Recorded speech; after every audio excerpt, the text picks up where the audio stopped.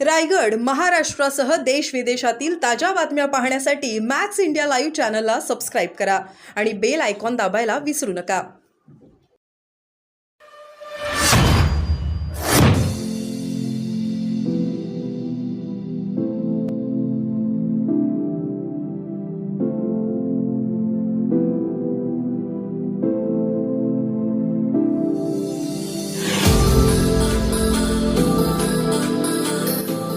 होऊन 23 दिवस झालेले आहेत. अद्यापही मंत्रिमंडळाचा विस्तार नाही किंवा मंत्रिमंडळाची घोषणा नाही आहे. नेमकं कारण काय आणि कधी होईल?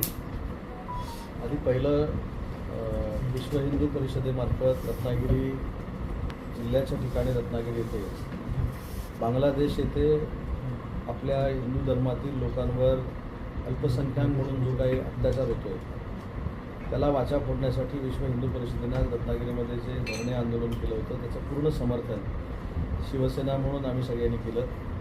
रत्नागिरी जिल्ह्यातले लोकप्रतिनिधी म्हणून मी असेल, किरण भैया असतील, आमचे सगळे जिल्ह्यातले पदाधिकारी विश्व हिंदू परिषदेच्या ह्या धरणे आंदोलनामध्ये आम्ही सामील झालो होतो. आणि 1971 सालामध्ये पाकिस्तानमधनं बांगलादेश बाजूला करून बांगलादेशला स्वायत्त देण्याचं काम आपल्या देशानं केलं. त्याच बांगलादेशामध्ये आज आपल्या भारतातील अल्पसंख्याकांवर अत्याचार होतो. याचा अर्थ हिंदू असतील, शेड्यूल कास्ट असतील, SC NT असतील, अल्पसंख्याक मुस्लिम असतील, या सगळ्यांवर अत्याचार करण्याचा जो प्रकार बांगलादेशमध्ये सुरू आहे तो तातडीनं थांबवावा आणि केंद्र सरकारनं त्याच्यामध्ये हस्तक्षेप करावा यासाठी विश्व हिंदू परिषदेनं आज आंदोलन केलेलं होतं आणि त्याच्यामध्ये आम्ही सगळे सामील झालो होतो. तर या आंदोलनातनं प्रमुख मागणी महाराष्ट्राच्या स्तरावर लोकप्रतिनिधी म्हणून आमची अशी आहे की बांगलादेशामध्ये अल्पसंख्याक म्हणून जे राहतात त्यांना नागरिकत्व तिथे दिलेलं आहे, परंतु महाराष्ट्रामध्ये जे अनधिकृत बांगलादेशी राहतात त्यांचा देखील सर्वे होऊन त्यांना पुन्हा एकदा बांगलादेशला पाठवलं पाहिजे, ही देखील आमची सगळ्यांची मागणी आहे. आणि म्हणून द्वेषापोटी बांगलादेशच्या सरकारनं काही करू नये ही या आंदोलनातनं आम्ही प्रमुख मागणी केलेली. दुसरी एक महत्त्वाची गोष्ट की काल महाराष्ट्र एकीकरण समितीचा एक फार मोठा मेळावा हा बेळगावमध्ये होता. त्या बेळगावच्या मेळाव्याला आम्ही अनेक लोक जाणार होतो, परंतु महाराष्ट्रातल्या नेत्यांना, आमदारांना, खासदारांना कर्नाटकच्या काँग्रेस सरकारनं बंदी घातलेली आहे. तर हे निषेधार्ह आहे, कारण लोकशाहीमध्ये डॉक्टर बाबासाहेब आंबेडकरांनी जे संविधान लिहिलं आहे त्याच्यामध्ये व्यक्ती स्वातंत्र्य आहे, बोलण्याचं स्वातंत्र्य आहे, भाषण करण्याचं स्वातंत्र्य आहे. असं असताना काँग्रेसच्या कर्नाटकच्या सरकारनं जी हिटलरशाही सुरू केली त्याचा आम्ही निषेध करतो आहे. आणि त्याच्या पुढचं पाऊल त्यांनी टाकलं, स्वातंत्र्यवीर सावरकरांचा काल त्यांनी अपमान केला. रत्नागिरीचं आणि स्वातंत्र्यवीर सावरकरांचं नातं हे अतूट असं आहे आणि म्हणून रत्नागिरीकरांच्या वतीनं आणि महाराष्ट्राच्या वतीनं आम्ही कर्नाटकच्या काँग्रेस सरकारचा आज याच आंदोलनामध्ये निषेध केलेला आहे. त्या दोन प्रमुख गोष्टींसाठी आज आम्ही सगळे एकत्र आलेलो होतो आणि त्याचं निवेदन आम्ही जिल्हाधिकाऱ्यांना दिलं. पण बांगलादेश प्रश्नी केंद्राकडे विनंती करणं का शासनाच्या वतीने? त्याच्यासाठीच आंदोलन आहे ना, त्याच्यासाठीच हे आंदोलन आहे. विश्व हिंदू परिषदेने जरी पुढाकार घेतला असला तरी आमच्या सगळ्या लोकप्रतिनिधींची जबाबदारी आहे की बांगलादेशमध्ये जो अत्याचार होतोय तो थांबवला गेला पाहिजे, नाहीतर बांगलादेशला जशाच तसं उत्तर दिलं गेलं पाहिजे. हीच या आंदोलनकर्त्यांची भूमिका आहे आणि तीच आमची भूमिका आहे. सर, 23 दिवस झाले आहेत निवडणुका होऊन अद्याप मंत्रिमंडळाचा विस्तार नाही. बहुमत आहे राज्यात. मंत्रिमंडळाचा विस्तार जरी नसला तरी मंत्रिमंडळ स्थापन झालेलं आहे. मुख्यमंत्री आणि दोन्ही उपमुख्यमंत्री महाराष्ट्राच्या विकासासाठी काम करत आहेत आणि लवकरात लवकर मंत्रिमंडळाचा विस्तार होईल याची पूर्ण खात्री माझ्यासारख्या कार्यकर्ते. रत्नागिरी जिल्ह्यात सुद्धा काही बांगलादेशींना पकडलं गेलं, ती कुठेतरी मोहीम आता परत पुन्हा राबवली. मी महाराष्ट्राच्या प्रत्येक जिल्ह्यापुरतं बोललो की ज्या ठिकाणी अशा पद्धतीनं नागरिकत्व नसलेली लोक बांगलादेशी म्हणून राहत आहेत आणि आपल्याला त्रास देण्याचा जर प्रयत्न करत असतील तर त्यांच्यावर कठोर कारवाई करून त्यांना बांगलादेशमध्ये पाठवलं पाहिजे. हीच आंदोलनाची प्रमुख मागणी आहे. तर 14 तारीख ही मंत्रिमंडळ विस्ताराची ठरलेली पाहायला मिळते. यासाठीची जी मंत्रिमंडळ विस्तारामध्ये जी शपथविधी घेणार आहे त्यांची यादी दिल्लीमध्ये गेल्याचं सांगितलं जातं. मला असं वाटतं की ह्या याद्या दिल्लीमध्ये जे गेलेल्या आहेत ही तुमच्याकडनं बातमी मी ऐकलेली आणि वाचलेली आहे, परंतु 14 तारखेला मंत्रिमंडळाचा विस्तार होणार आहे हे देखील तुमच्याकडनं मला कळतं आहे. आणि 14 तारखेला जर मंत्रिमंडळाचा विस्तार झाला तर होणाऱ्या मंत्र्यांना मी आजच शुभेच्छा देऊन ठेवतो. केंद्र शासित करा, तुम्ही महायुतीतले प्रमुख आहेत राज्यातले, त्याच्यावर तुमची प्रतिक्रिया. ज्यांनी पत्र दिले त्यांना एक प्रश्न विचारायचा आणि त्यांनी मला हा प्रश्न विचारला की सीमा भागामध्ये जे पत्र देणार आहेत ते किती वेळा गेले. सीमा भाग जो 868 गावांचा आहे त्याच्यामध्ये जी 2000 कोटीची नळपाणी योजना दिलेली आहे ती तत्कालीन मुख्यमंत्री एकनाथ शिंदेसाहेब असताना आम्ही सगळ्यांनी तिथे व्हिजिट केली म्हणून ती तिथे योजना मिळाली. मराठी संस्था ज्या आहेत सीमा भागामध्ये त्यांना जे अनुदान मिळतं हे 2.5 वर्षामध्ये सुरू झाले. मागच्या 2.5 वर्षामध्ये ते बंद होतं. त्याच्यामुळं खरं महायुतीचं सरकार हे तिथल्या सीमा भागातल्या लोकांबरोबर मराठी बंधू भगिनींबरोबर आहे आम्ही सिद्ध करून दाखवतो. काही लोक फक्त पत्र लिहितात, तर त्यांच्याकडे ज्यावेळी सत्ता होती त्या सत्तेमध्ये आम्ही देखील होतो. त्यावेळी महाराष्ट्र एकीकरण समितीवर कितीच्या बैठका झाल्या. हा जर प्रश्न त्यांनी मला विचारला तर मी उद्योगमंत्री असताना तिसरा जो युवकांचा बेरोजगारीचा जो मेळावा घेतला तो सीमा भागामध्ये घेतला होता आणि 1700 मुलांना रोजगार देण्याचा मी प्रयत्न केला. मी ज्यावेळी उच्च व तंत्र शिक्षण विभागाचा मंत्री होतो त्यावेळी सब सेंटर हे सीमा भागामध्ये आम्ही सुरू केलं. त्याच्यामुळे जे तिथं गेलेच नाहीत त्यांनी पत्र देऊन उपयोगाचं नाही, त्यांना त्या व्यथा कळणार नाहीत. आणि आज काँग्रेसचं सरकार ज्या पद्धतीनं मराठी बांधवांवर अन्याय करतंय, अत्याचार करतंय, त्या मराठी बंधू भगिनींच्या सोबत महाराष्ट्राचं महायुतीचं सरकार ठामपणानं उभं आहे. लांजा सर, मतदारसंघात गौतमदानींनी आज फडणवीस यांची भेट घेतलेली आहे. धारावी पुनर्विकास प्रकल्प आणि इतर जे रखडलेले प्रकल्प आहेत त्या संदर्भात चर्चा झाल्याची माहिती समोर येते. काय सांगाल? अदानी हे देशातले फार मोठे उद्योजक आहेत. त्यांनी 2 महिन्यापूर्वी शरद पवार साहेबांची पण भेट घेतली. त्याच्यामुळे उद्योजकांना मंत्र्यांची किंवा मुख्यमंत्र्यांची भेट घेणं हे स्वाभाविक आहे. आणि रखडलेले प्रकल्प पूर्ण करण्यासाठी जर अदानींनी भेट घेतलेली असेल तर ते स्वागत आहे. आमदार किरण सावंत जबाबदारी मोठी आहे की भैया शेठ होते तेव्हा जबाबदारी मोठी, नेमकं यातला फरक तुम्हाला काय वाटतं? आता आमदारकीचं म्हणजे जबाबदारी मोठी आली का? तुमच्या राजापूरमध्ये 13 आहे. परंतु किरण भैया ज्यावेळी तिथे आमदार नव्हते त्यावेळी देखील आमदारांपेक्षा 4 पटीनं 10 पटीनं विकासाची कामं त्यांनी केली. त्याच्यामध्ये मल्टीस्पेशालिटी हॉस्पिटल असेल, नळपाणी योजना असतील, उपजिल्हा रुग्णालय असेल, असे नाविन्यपूर्ण जी कामं पूर्वीपासून थांबलेली होती ती सुरू करण्याचा त्यांनी प्रयत्न केले. मग आमदार नसताना पहिल्या 6 महिन्यामध्ये त्यांनी जर ही कामं केलेली आहे, आमदार झाल्यानंतर त्यांच्या कामाची स्पीड ही बुलेट ट्रेनसारखी राहील. आणि भविष्यामध्ये ज्या पद्धतीनं विकास आम्ही करू त्याच्यामुळे शिवसेनेची ताकद आणि महायुतीची ताकद देखील त्या पूर्ण मतदारसंघामध्ये आहे त्याच्यापेक्षा चौपट. सर, निवडणुका व्हायच्या अगोदर आपण काही शहरातली महत्त्वाची कामं घेतली होती, रस्ते, एसटी स्टँड, या संदर्भात ती कधी पूर्ण होतील आणि ती लोकसेवेसाठी कधी? एकही खोटं आश्वासन दिलेलं नव्हतं, एकही खोटं वचन दिलेलं नव्हतं. एसटीचं काम पूर्णत्वाकडे जातं. 400 कोटीच्या स्मार्ट सिटीचं टेंडर झालेलं आहे, ते देखील काम सुरू होईल. प्राणी संग्रहालयाचं काम सुरू आहे, पर्यटनाची कामं सुरू आहेत. जी कामं सांगितली होती, बहिरी देवाच्या परिसराचं सुशोभीकरणाचं काम सुरू झालेलं आहे. विश्वेश्वर मंदिराकडच्या धर्मशाळेचं काम सुरू झालेलं आहे. मच्छीमारांचे अनेक प्रश्न होते ते देखील सोडवण्यासाठी कामं सुरू झालेली आहेत. क्रीडा संकुल देखील जोरदार सुरू झालं आहे. आजच आम्ही सगळ्यांनी वाचलं, तुम्हीच केलेलं आहे. त्याच्यानंतर नाट्यामध्ये 250 कोटीच्या जेटीचं काम सुरू झालेलं आहे. दापोलीमध्ये हरण्यामध्ये जेटीचं काम सुरू झालं आहे. विरकरवाड्याचा 2रा टप्पा सुरू होतो. त्याच्यामुळे जी आश्वासनं दिली होती, जी वचनं दिली होती ती पूर्ण करण्याची जबाबदारी सरकारमधले आमदार म्हणून आमची आहे. आणि काल तुमच्याकडनंच मी बघितलं आणि ऐकलं की 3D मल्टीमीडिया शो देखील अंतिम टप्प्यामध्ये आहे. त्याचं काम देखील 15 दिवसामध्ये पूर्णत्वाला जातं. साहेब, आपण निवडून गेलात पण उपाटामध्ये कल इतका वाढला आहे की अगदी पीर बाबाशेखपर्यंत शपथा घेण्याचा कार्यक्रम होतो. कसं बघता या सगळ्या राजकीय घडामोडी? खरं तर याची चर्चा काल मुंबईच्या मीडियामध्ये देखील झाली. तिथं मी स्पष्टपणानं सांगितलं की लोकशाहीमध्ये कोणी कोणाला मतदान केलं हे देवासमोर जाऊन खरं खोटं करणं हे योग्य आहे असं मला वाटत नाही. ज्यांना योग्य वाटलं त्यांनी मला मतदान केलं, ज्यांना मी अयोग्य आहे असं वाटलं त्यांनी समोरच्याला मतदान केलं. त्याच्यामुळे ही प्रथा कुठं पडू नये. आणि मी देखील बाबर शेखचे जे मानकरी आहेत त्यांना हात जोडून विनंती करणार आहे की एखादा माणूस जर निवडणुकीला उभा राहिला आणि त्यानं निवडून यावं ही प्रार्थना केली तर ही प्रार्थना आहे. परंतु निवडणूक झाल्यानंतर कुणी कोणाला मतदान केलं याच्यासाठी जर गाराणी होत असतील तर ती योग्य आहेत का याचा विचार त्यांनी केला पाहिजे ही मी विनंती त्यांना करणार आहे. सर, उबाटा गटाचे जिल्हा प्रमुख विलास साळकेंना कायमस्वरूपी टार्गेट केलं जातंय. कुठलीही घटना घडली तरी ते म्हणजे त्यांना असं टार्गेट केलं जातंय की तुम्हाला त्यांनी मदत केली किंवा त्यांच्या पदाधिकाऱ्यांनी मदत केली, नेमकं काय? विलास साळके हे अतिशय कडवट शिवसैनिक आहेत. आमच्या कुटुंबाचे आणि त्यांचे जरी संबंध चांगले असले त्यांनी कडवटपणानं आमच्या विरोधामध्ये काम केलं हे जगजाहीर आहे. परंतु असा काही न करता जर त्यांच्यावर आक्षेप कोण घेणार असेल तर त्यांनी आता राजकीय वैयक्तिक निर्णय घेतला पाहिजे हा देखील माझा त्यांना सल्ला आहे. मी ऑफर देत नाही. जर निष्ठावंत शिवसैनिक म्हणून काम करून पदरी जर निराशा येणार असेल तर त्यांनी चांगला निर्णय पत्करावा.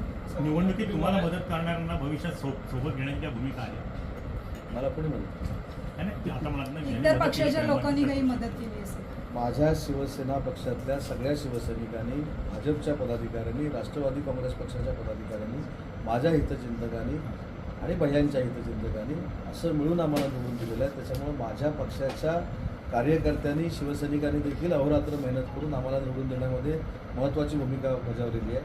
राजेश बेंडलला देखील जो घासून पराभव पत्करावा लागला आहे त्याच्यामध्ये देखील महायुतीचं योगदान कार्यकर्त्यांचं होतं. नाहीतर सगळ्यांनी असं म्हटलं होतं ती सीट आम्ही 50,000 मतांना पडणार आहोत महायुती.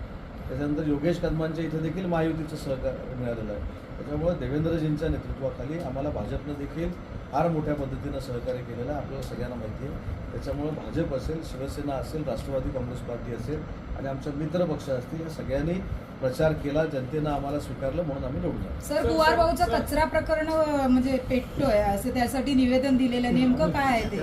नाही, मी सगळ्या भाजपच्या नेते मंडळींना भाजपच्या कार्यालयामध्ये जाऊन विनंती केली की एखादं काम आमदार म्हणून माझ्याकडनं आल्यानंतर ते जर झालं नाही किंवा भैयांकडे आल्यानंतर ते जर झालं नाही तर त्याच्यानंतर मग टोकाची भूमिका घेतली पाहिजे. सरकार आपलं आहे, महायुतीचं सरकार आहे. तसं काल मिऱ्यावरच्या आमच्या सरपंच मॅडम देखील उपोषणाला बसलं होतं आणि मी आता बोलून घेतलं. सरकारमध्ये आधी चर्चा झाली पाहिजे, सरकारच्या लोकांबरोबर चर्चा झाली पाहिजे आणि त्याच्यानंतर जर सरकारनं चर्चेमधनं काही निष्पन्न करून दिलं नाही तर मग आंदोलनाचा हे केला पाहिजे. सामंत सर, मगाशी तुम्ही एमआयडीसी नाही 5 एकरचा भूखंड हा याच्यासाठी दिलाच आहे रत्नागिरी शहराच्या शहरात. विकासासाठी. त्याच्यामध्ये कुवारबाव आहे, नाचणं आहे, ही जी इतर नजीकची गावं आहेत त्याच्यामध्ये समाविष्ट केलेली आहे. बायोवेस्टचा पण त्याच्यात प्रकार आहे. हे त्यांना कल्पना दिली होती तरी पण त्यांनी तो निवेदन दिलं. तुम्ही मगाशी कर्नाटकमधल्या म्हणजे सरकार काँग्रेस सरकार बातमी आहे की आमच्यामध्ये चर्चा पण होत नाही. मंत्रिपदाच्या सगळ्या निर्णयाचे अधिकार एकनाथ शिंदे साहेबांना दिलेले आहेत. मंत्रिपदं काय मिळणार आहेत, किती मिळणार आहे हे 2 दिवसात तुम्हाला कळेल. त्याच्यामुळे मला असं वाटतं की 2 दिवसाचा सस्पेन्स आहे तसाच तुम्ही ठेवावा. रोज तुम्ही सकाळी सांगावं की आम्हाला गृह खातं पाहिजे, गृह खातं पाहिजे, पण अशा कुठच्याही खात्यासाठी चर्चा आणलेली नाही. परवा रात्री देखील जवळजवळ रात्री 2 वाजेपर्यंत राज्याचे मुख्यमंत्री देवेंद्रजी आणि एकनाथ शिंदे साहेबांची बैठक झालेली आहे. सकारात्मक आहे, सन्मानपूर्वकच मंत्रिपदांचं वाटप होईल ही पूर्ण खात्री आम्हाला सगळ्यांना. तर अजित पवारांच्या बाबतीमध्ये अद्यापही ईडीकडून त्यांना क्लीनशीट मिळालेली नाही आहे. बाकी ठिकाणून क्लीनशीट मिळालेली पाहायला मिळते, पण अजून ईडीकडून सुटका झालेली पाहायला मिळत नाही. पण मी आहे रत्नागिरीचा आमदार, तुम्ही विचारलं तर शिक्षण ईडीचा बँक- प्रश्न. बरोबर आहे की नाही? त्याच्यामुळं आधी ईडीची चौकशी लागली होती की नाही त्यांची इथपासून मला माहिती घ्यावी लागेल आणि त्यांच्या वैयक्तिक बाबतीमध्ये मी बोलणं योग्य नाही. ते राज्याचे उपमुख्यमंत्री आहेत. ज्या यंत्रणांनी चौकशी लावलेल्या होत्या त्या यंत्रणा योग्य वेळी योग्य निर्णय घेईल. विधिमंडळात जाताना पहिल्यांदा शपथविधीचा जो कार्यक्रम झाला, काय भावना होत्या त्यावेळेला विधिमंडळात जाताना?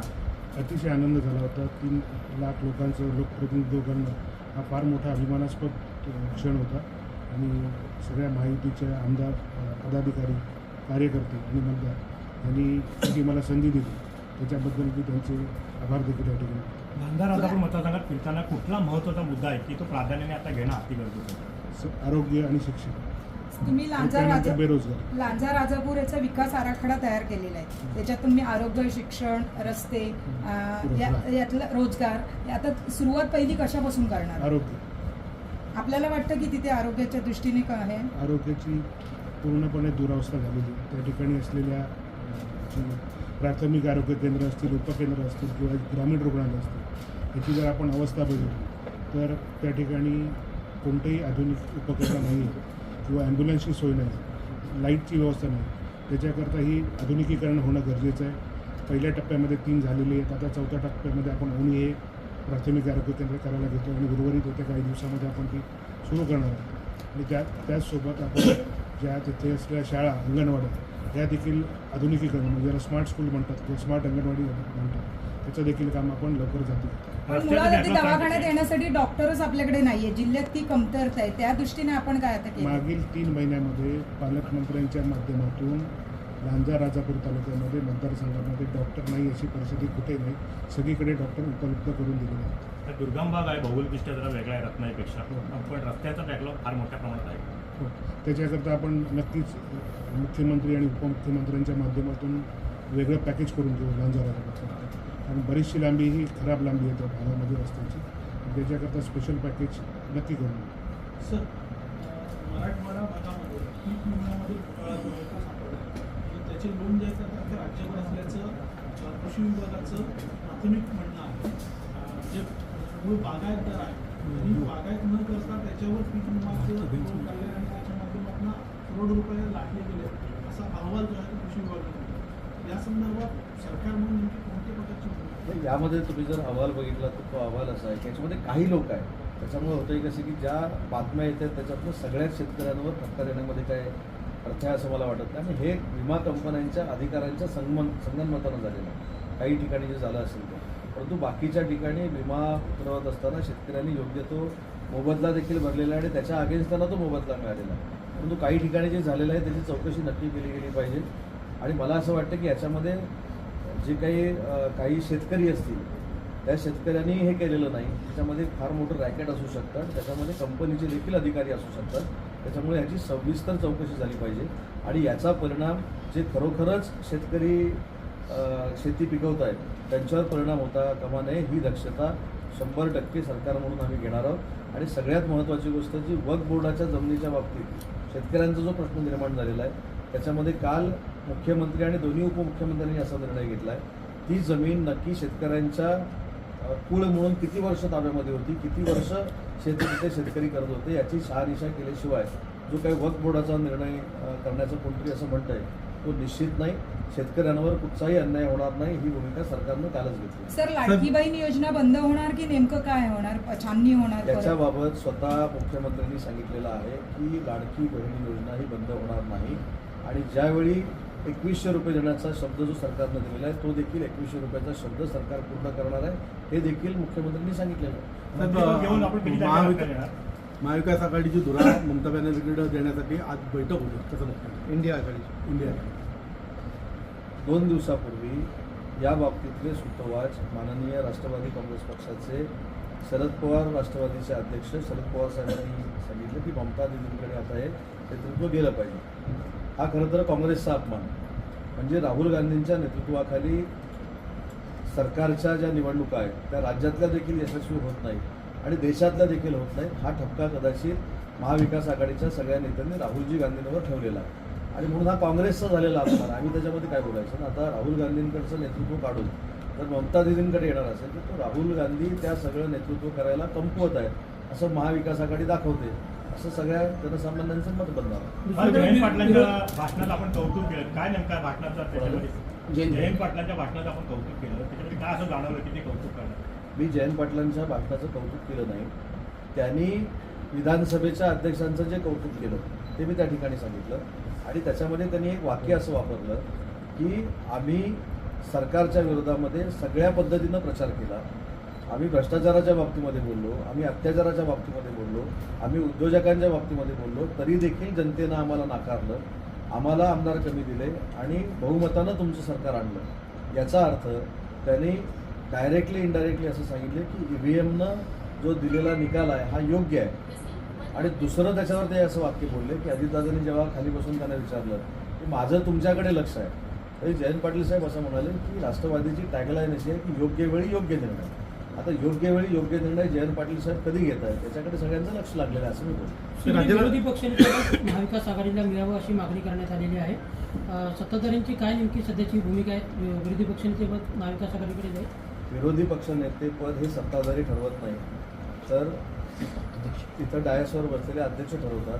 कालच नव्या अध्यक्षांची नेमणूक झालेली आहे त्याच्यामुळे जे काही नियमानुसार असेल त्याचा निर्णय अध्यक्ष घेतील आणि तो आम्हाला मान्य करावा लागेल. संख्याबळ नियमच आहे का ते? संख्याबळ किती असतात काय नियम? हे मला ऐकून असं आहे की 28+ जर असेल तरच विरोधी पक्षनेता होतो. म्हणजे मला ऐकून मी वाचलेलं नाही पण ऐकून मला माहिती. महाविकास आघाडीमधल्या त्या पराभूत नेत्यांची काही बैठक आहे ती आज शरद पवारांच्या बंगल्यावरती संध्याकाळी पाहायला मिळते.